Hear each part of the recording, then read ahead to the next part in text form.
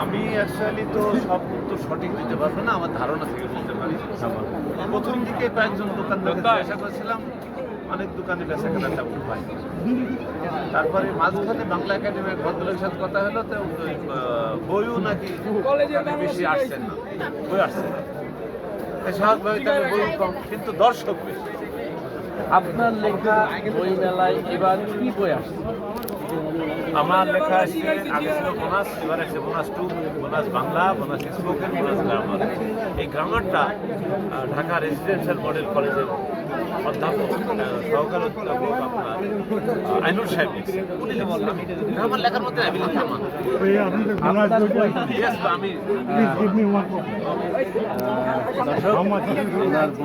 bonus 2,